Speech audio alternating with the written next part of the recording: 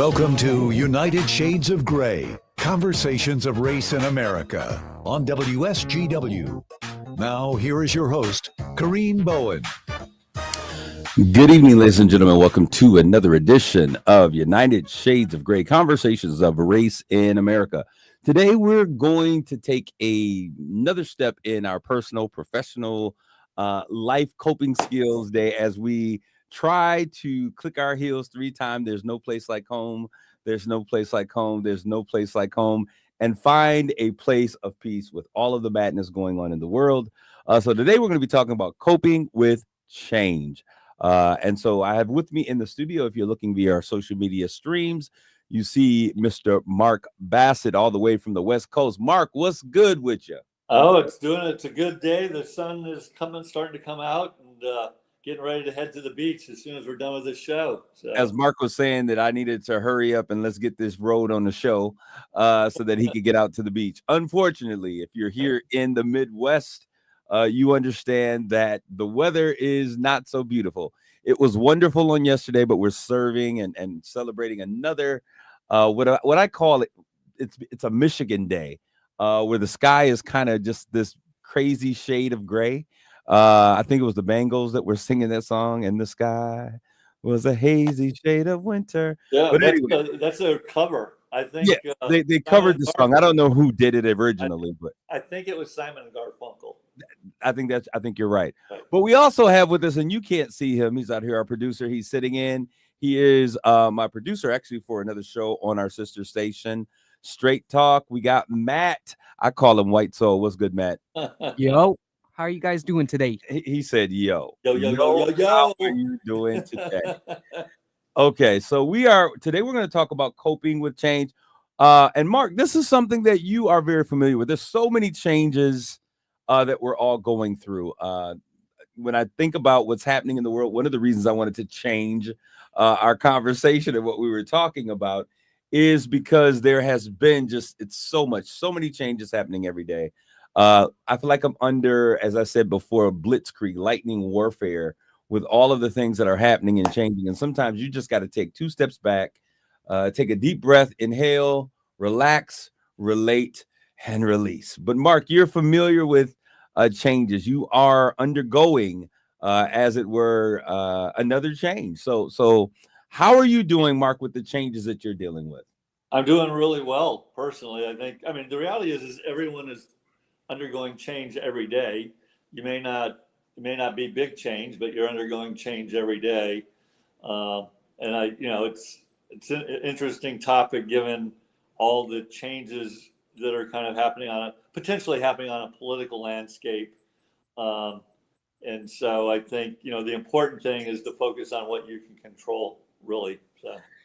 Mark, you mentioned changes on the political landscape, and you are undergoing, when we talk about the political landscape, you are kind of evolving and changing and trying to figure out where you are in this new landscape of politics. So that is a major change, but you're also trying to figure out what is this next phase as you kind of redefine, reinvent, and find a greater sense of purpose in terms of this next stage of life. I always tell people that life happens in stages, and you're having a stage change. And so I think this is a good conversation. I'm interested in what your feedback would be. I thought about that when we were planning this particular topic. But one of the things that you just said, you were talking about how the political landscape is just ever changing. However, even though it's political, that those changes can have a real impact on people's personal lives. For sure.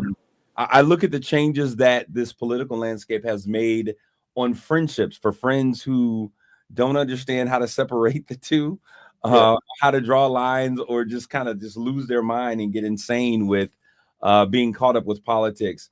So many changes are happening, and so many people are struggling with the changes that they're seeing, because some of these changes are huge changes. When I think about the landscape of changes that are taking place, especially for me as an African-American man, and I look at all of the things that my ancestors I say ancestors, it's not even that far ago, like my grandmother and my grandparents fought for. that are being attacked, and things that are kind of seen as being retro. And I think there's a lot of people in our communities, Mark, who just are struggling with, how do I even begin to engage? Yep. How can I really make a difference? Can we really do anything? And then I think there's a group of people who are kind of jaded, and they're saying, you know what, it's 4 years, it's not that bad. Someone else will come in and it'll be something different. But when you think about everything that's going on, what are you thinking in terms of those thoughts? Well, I guess I have a couple thoughts. One is,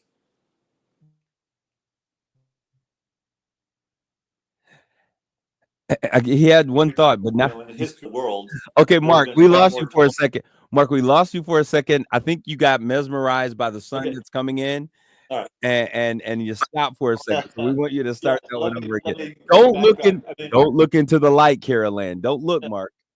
yeah, I think a few things. One is, for sure, we're going through a tumultuous time, but the reality is, and people are worried about it. What does this all mean? But the reality of it is the world has gone through far more tumultuous times. And so the one I like to go back to is like from 1917 to 1947. You had two world wars, the Spanish flu, the Great Depression, and World War II basically decimated Europe and Japan, who had to totally rebuild. And so the world has been through tough times. The world will go through tough times. We come out of it, I think, ultimately always in a better place. Natural growth and evolution is like that. There's 3 steps forwards, 1.5 steps back.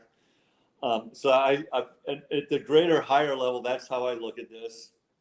And I think in the short term, I tend to agree with what you labeled the cynics, which is, this is 4 years. A lot of what's happening is being done through executive order, which can be undone for 3.5 years from now, frankly.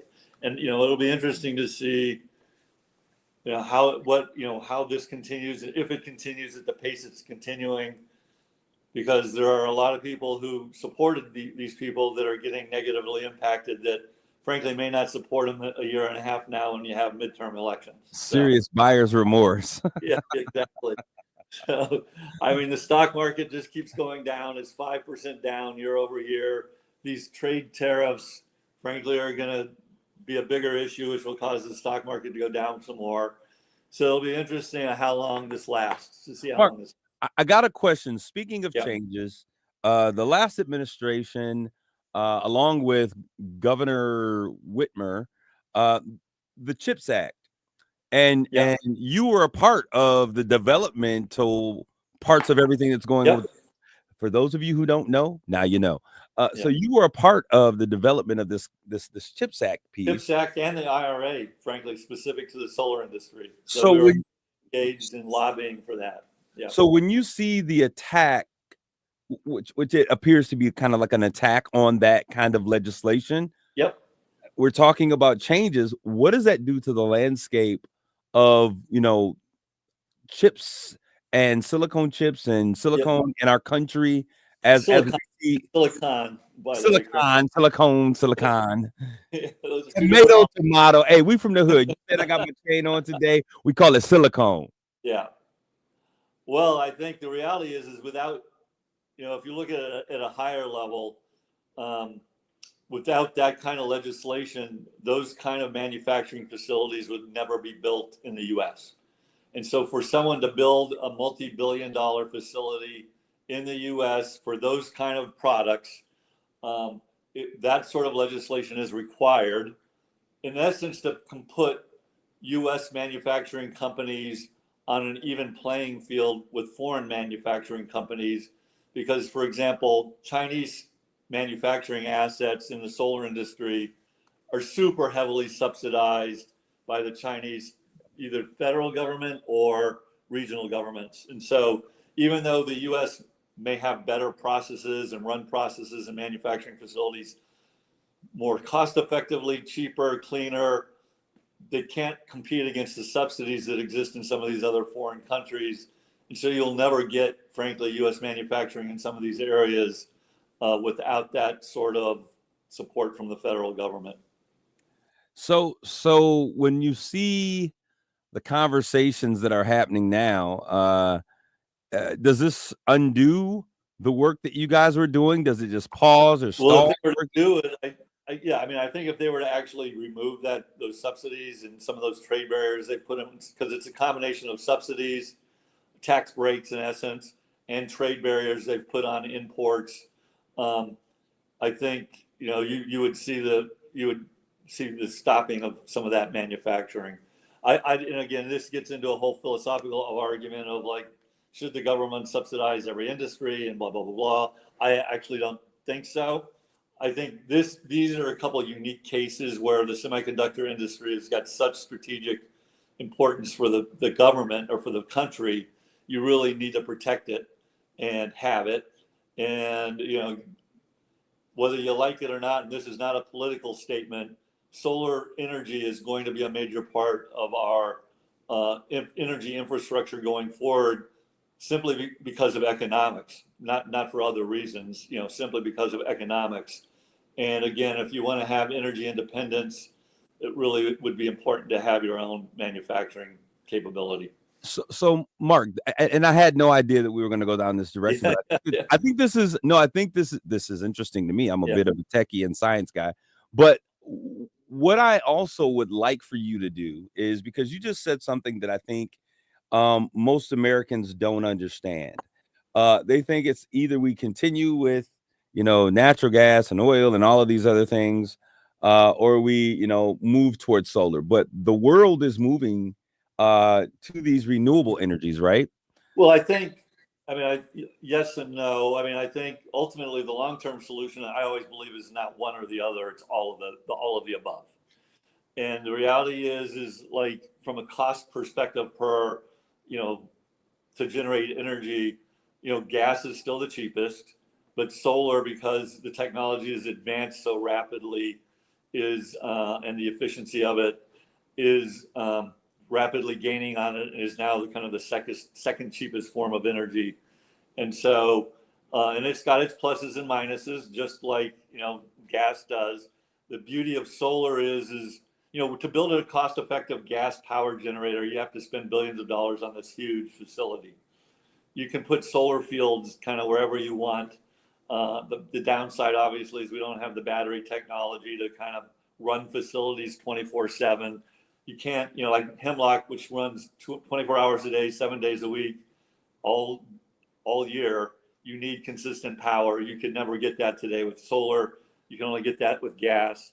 But ultimately, I think you'll end up with a mix of all of these during our lifetime, our kids' lifetime, their kids' lifetime. But the combination, like using more than just one, makes it better for the environment, correct? And so as we, well, supposedly, this is what stats are saying. So as we move toward, and it requires us to change once again. One thing that one of the things that I really don't. That's kind of my thing. If you're not changing, you're getting worse. So change is inevitable and constant. I say change is inevitable, change is necessary, and change is our friend. And that's exactly where I was going. That's why you're such a great guy, Mark. We kind of think sometimes eye to eye. But we're going to continue talking about coping with change. And so for those of you who are out there, and I'll tell you, I had to kind of take a pause on where we were and the conversations that we were having, and some of the just because it's with me everywhere I go, and maybe because I am from a people group that is considered a minority, that is considered one of the groups, and I say this in air quotes, that benefits from the DEI practices and things of that nature. It has a different effect and a different impact on my community and the things that we're saying. So as I sit and I have conversations with pastors who are responsible for the mental health and the well-being and spiritual growth of so many of their parishioners, and those parishioners are wondering, listen, are my Social Security checks going to be impacted? Are my disability check's going to be impacted? What is going to happen to my kids and their school, their education? All of these things are multiplied when you come from one of these people groups, right? And so it has something that has been like in my face every single day. And not just being on the radio, but also operating in the capacity of a pastor, in the capacity of what some might name me a community leader. We are often sought after, like, what are we going to do? What are the things that, what is your plan? How are we going to mobilize? What's going to happen? And every now and then, I think for the benefit, and Mark, I think that you get this when you lead people, that every now and then, I think even Jesus, Jesus had to take a time away and just kind of get to himself. You've got to find some time to recalibrate so that you are able to cope and that you are able to continually inspire and to encourage and to provide leadership. How did you handle those moments, Mark, when they say the going gets tough, the tough get going, but when it gets hot in the kitchen and you've got to handle your personal, your emotional, your feelings, your thoughts, but also manage the ideas, the concerns of those that you're also leading? Yeah. Well, wow, that's a lot of questions there. I mean, I was really good at, I think, compartmentalizing my life. And I was really good at realizing that in the vast majority of cases and times, working on something more than 10 hours a day wasn't going to make a difference in that thing. Sometimes there's a rare exception where, like, you know what, I gotta work 18 hours today to get this thing done. We're in the middle of a deal, we're in the middle of a negotiation, and we're not going to bed till the deal is done. But I mean, on most issues, most things, and I would actually argue that the state of politics in general is one of those things that, most of life's issues are, I can't, working on this 11 hours versus 10 hours or 12 hours versus 10 hours isn't going to fundamentally move the needle. And so I was really good and deliberate about, when I'm at work, and I'm only going to be at work, say 10 hours, give or take, 8 to 10 hours a day.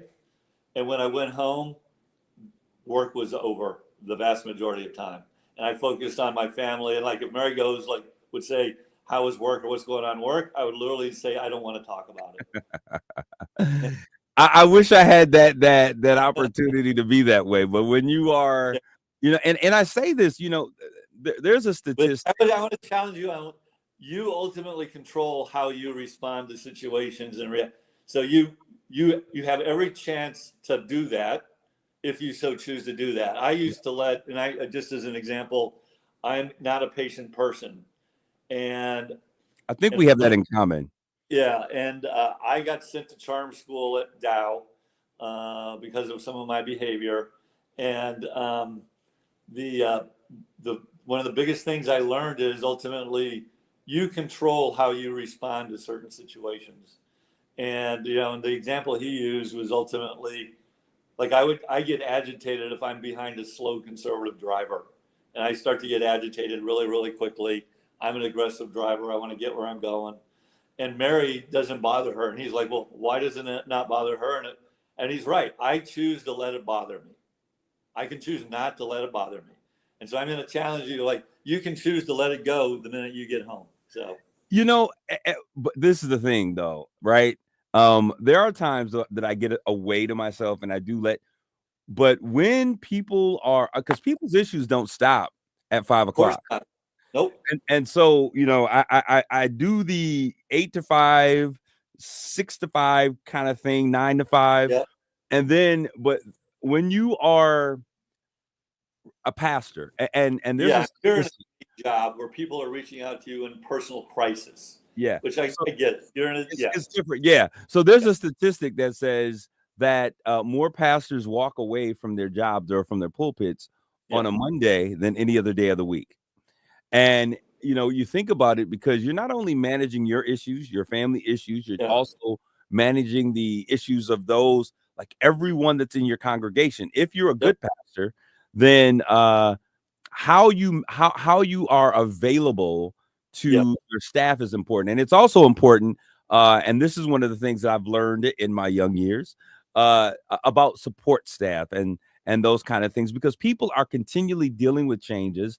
And when change first starts, it's almost like impossible. Like, the world is ending. What do we do? How do we recover from this life-changing circumstance. But before we get into that, Mark, and we're going to talk about this mainly, we're going to take one other thing I want to Go mention ahead. is what Go I ahead. was really good at, for the most part, if I was not traveling, carving out an hour or so, an hour and a half a day to frankly just go work out. And that was my form of just getting away from it in the middle of the day, keeping my body kind of somewhat semi in shape. And I think it's just really good for the body and soul and mind to find that time during the day to kind of take care of yourself. So, You know what, Mark? You are absolutely right. And I don't know if you can see these guns on. I can get them in the camera. But over the past couple of weeks, that's one of the things that I was challenged to do, was to make some personal time for myself. For any of you that are out there that are really dealing with issues that are changing the very dynamic of your life, your family, if you're concerned about what's happening in DC and how that's going to impact your bottom line, and these things are beginning to be problematic with your life, I want to challenge you. Someone challenged me, said, Kareem, you got to get your body together, because your body being at its peak performance is so very important with how you're able to absorb and then deflect these changes as they take place, because all of these things have the potential to have somatic impact on your life. But we're going to come back and we're going to continue this conversation. How do we really cope with change? I want you to stay, don't go away. We'll be back with more United Shades of Gray.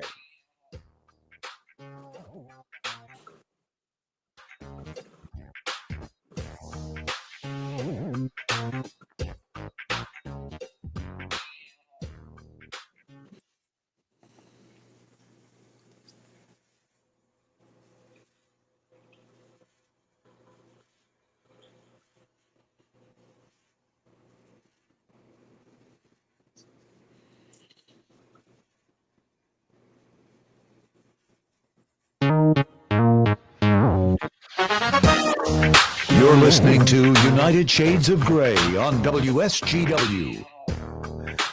This is Kareem. We're back with more United Shades of Gray, conversations of race in America. But we've taken a hiatus because I need mental therapy. I need to relax, release, and get my zen on. So Mark and I have been talking over the past couple of weeks about just really personal development. How do we become our best version of ourselves? And so one of the things, as we've been talking about coping, and how do we deal with this thing, was to recognize, as you said, Mark, that change is inevitable. And if you're at home, I want you to say that with me. Change is inevitable, but we have to understand that if we're going to continue to live, things are going to continue to change. The second thing I want you to understand is that change is necessary. If you're ever going to become the best version of who you are, you've got to realize that change is absolutely necessary. If you do the things you've always done, you'll always end up where you've been. So in order to bring something new into your life, you've got to make a change. And then last thing I want you to understand is that change is your friend. I say that all the time.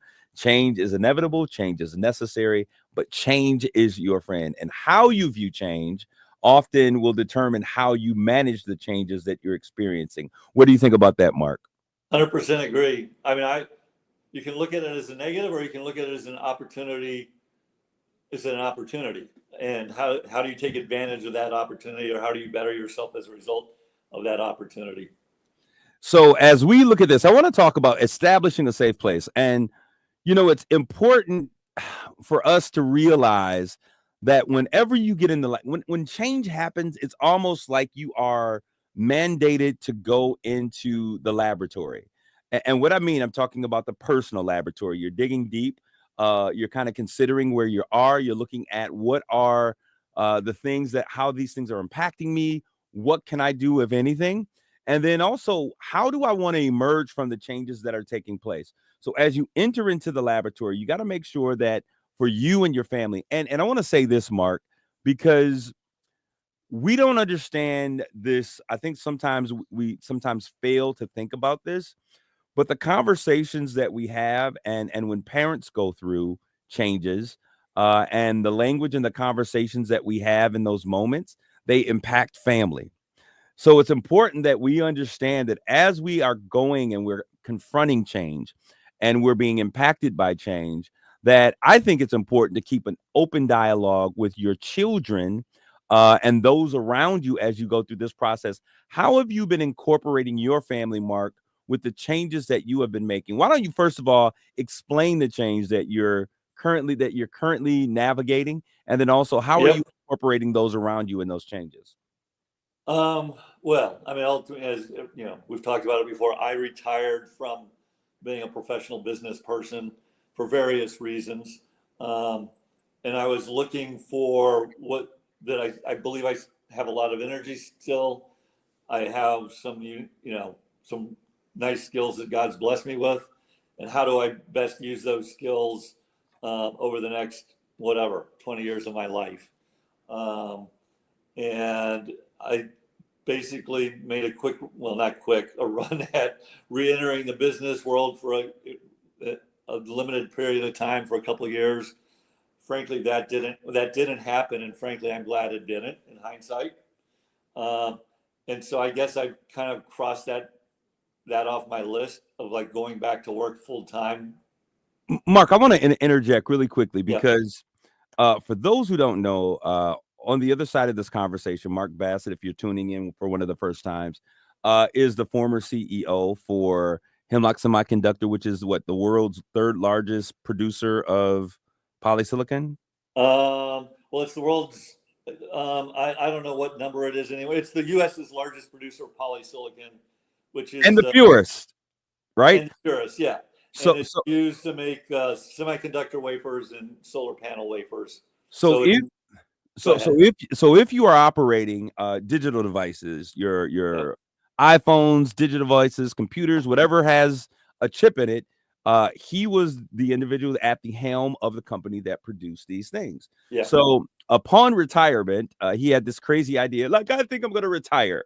And like I always say, anyone who has been in a very powerful position, and I share this and I likened it to you when we spoke about athletes, when you have to navigate a change away from the place that you have become known for, that has become central to your identity and the people groups and the people that are around you, it requires a lot. And oftentimes, like you, Mark, I think the natural thing is like, okay, I've been away for 6 months to a year, let's go back in it.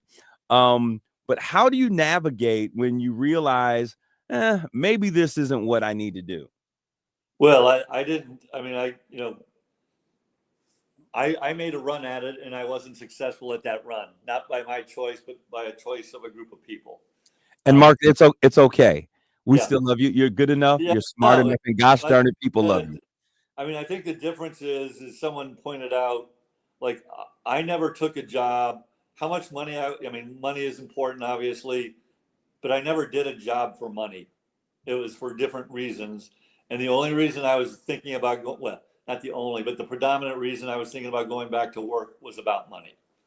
And that always bothered me. And if I'd been able to pull it off, I'd be working right now. But I'm glad it didn't work out, to be honest with you, because I just, at this stage in my life, the amount of strain, stress, pressure, it's a lot. And I don't, would I like to have that money? Yeah, but I don't need that money to live a nice, comfortable life. And so what I'm trying to do is work on, and back to changes. I remember texting you on January 1st, 2022. I retired on December 31st. I just went from being somebody to nobody. But I'm trying to work on, and this isn't a religious themed show, but my relationship with God, and try to listen to what God's discernment is for how to discern God's kind of plan for me.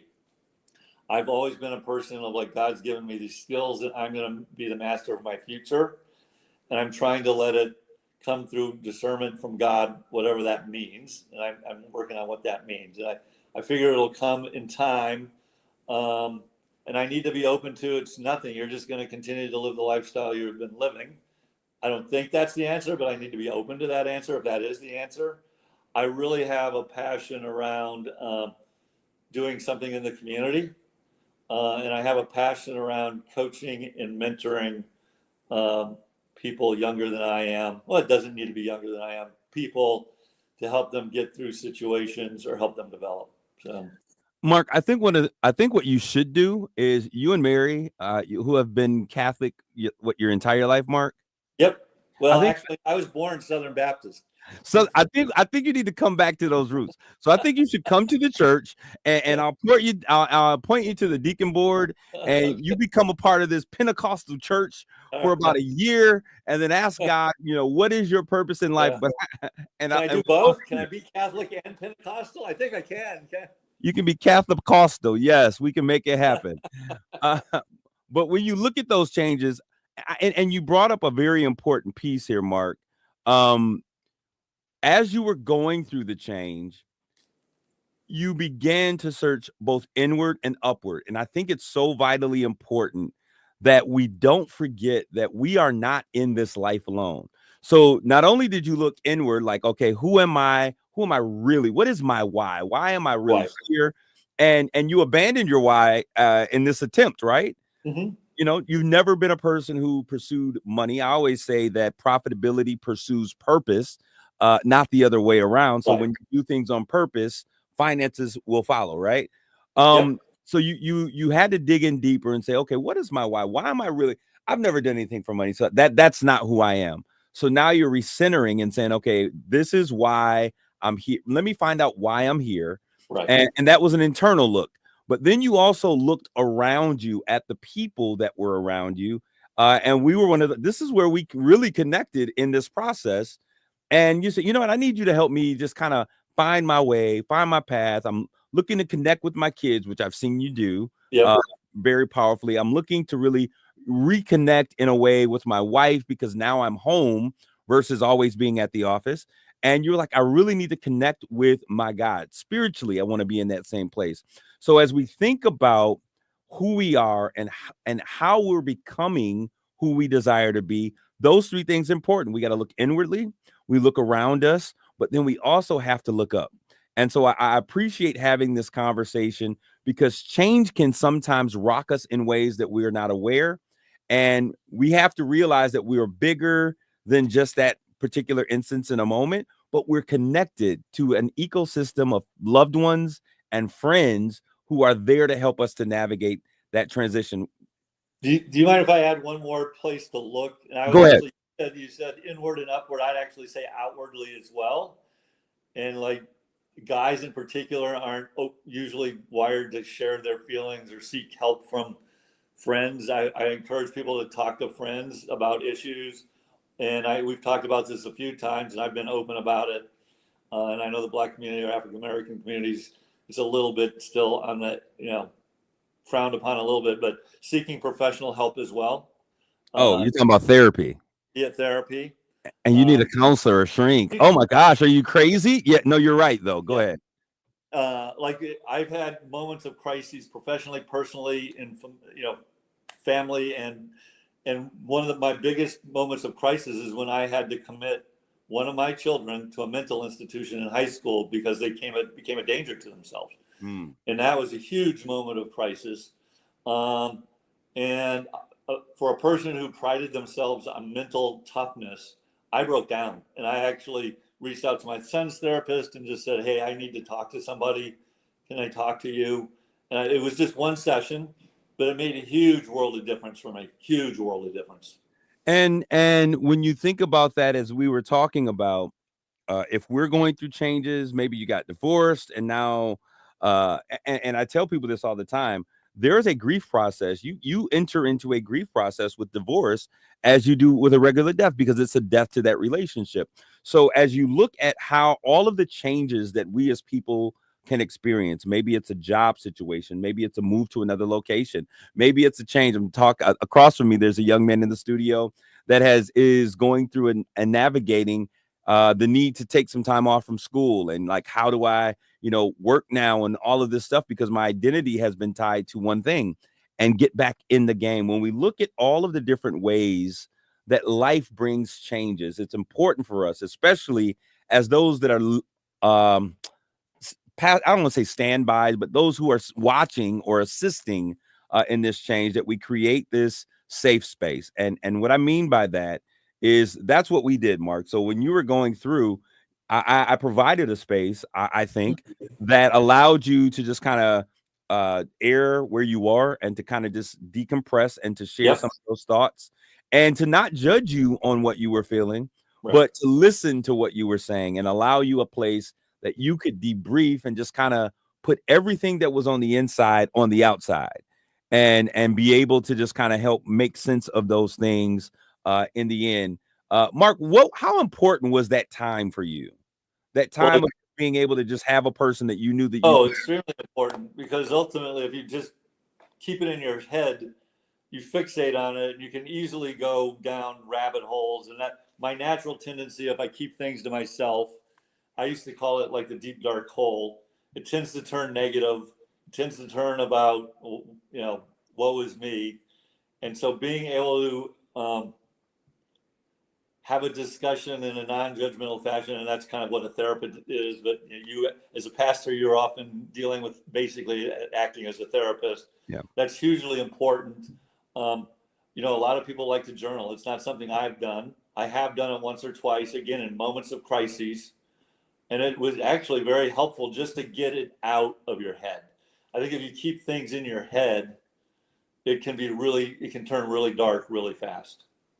Mark, when you said that, you tapped into my power. I tell you, there's certain things that will hit me or come my way. And when I see them, or if somebody texts me something and I feel a particular way, I got to respond. So I'm like on my keyboard or my fingers are going crazy on my phone and I type it all out. And then once I get done, I read it and I proofread it and I delete it. I just had to get it out. And so it's important as we go through change.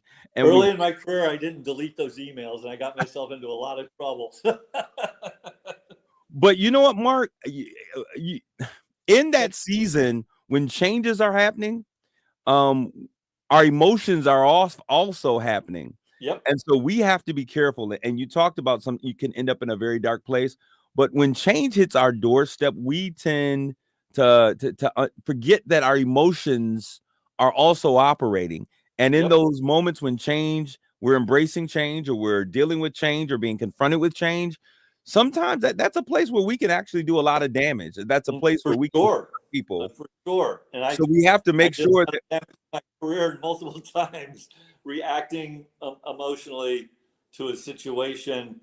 Usually not from people who, it was interesting for me personally, I had more patience for people who worked for me than peers or bosses. And so I tended to be very reactive with bosses and react to something they did or said by letting my emotions kind of take control of me very quickly. So. And it's important. You got to keep those emotions in check. I always say emotions, separate the E from motions. You got emotions, and that E stands for ego. And when we get caught up in our emotions, what's happening is our ego gets moving in those moments when we're uncomfortable. And change brings a season of uncomfortability. If you're out there today, and I always like providing resources when possible. If you're going through a change, maybe you're getting older in life. Maybe like Mark, you are embarking on what is the next phase of my life looks like. Maybe it's a divorce. Maybe you've moved to a different place. I'm going to give you another one that really impacts people. When your life has been centered around raising your children and suddenly you're an empty nester. And now you're like, what's my purpose? What is the reason for living? There's a book, and Mark, you are familiar with this. I think I threw this at you before. It's a small, very simple book titled Who Moved My Cheese? And in that book, it kind of gives you, through fictional characters, him and Haw, this understanding of how we have to continually expect change to happen, embrace change, but also prepare for change. When you are preparing daily that things can change, change doesn't catch you fully off guard. So we talked about establishing a safe place, what Mark and I were saying, but then also want to talk about exploring the experience. And what I mean by that is, what really is the change that I'm confronted with? And is this change triggering another fear on the inside of me? What specifically is this change about? And Mark, when you look at where you are today, how would you, as you experience this change, how would you define what the real issue is or the base issue is with where you are today? Oh, wow. That's a great question. I haven't thought about it that way. That's why I'm here to ask those questions, Mark. You're a lot cheaper than my therapist, so I need to up my rates.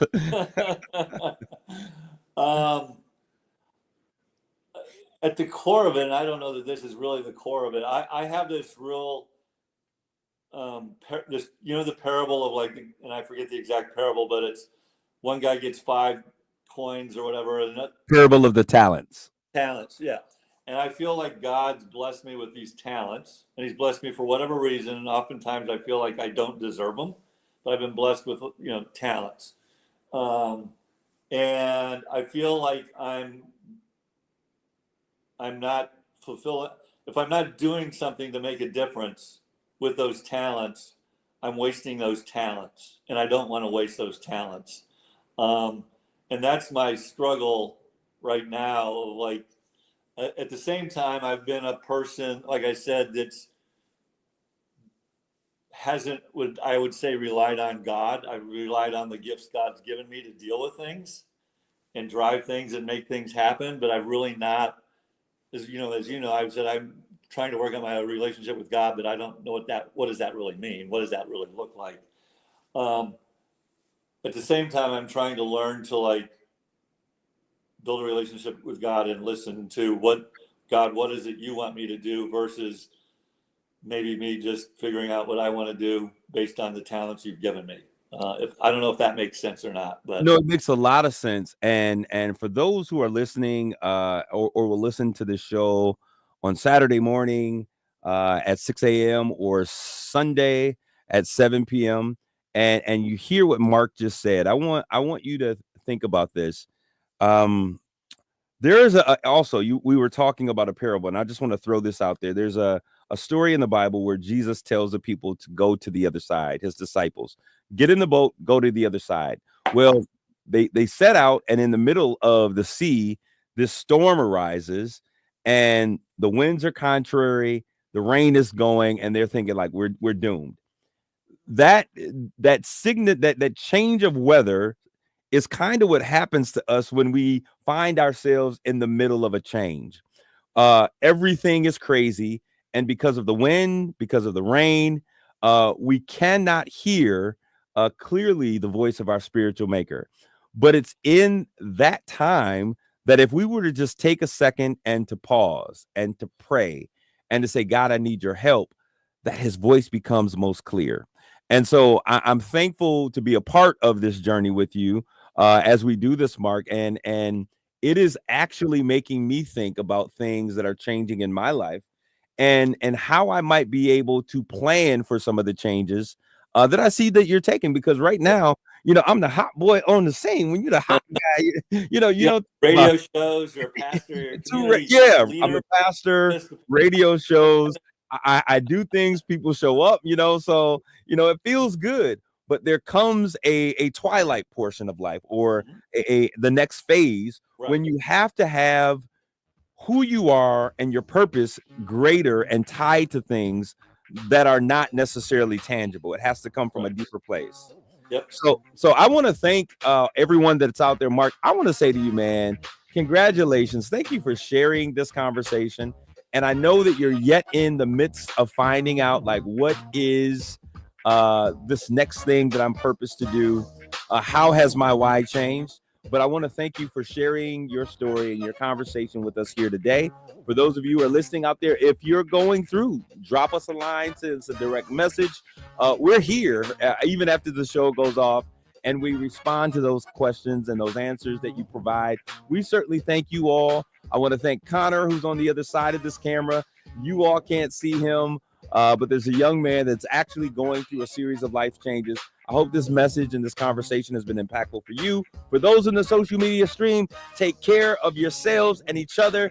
Get away from the news. Stop watching so much news. Take a pause, a deep breath, and take a relax. We'll love you guys. Take care of each other and yourselves. Grace and peace.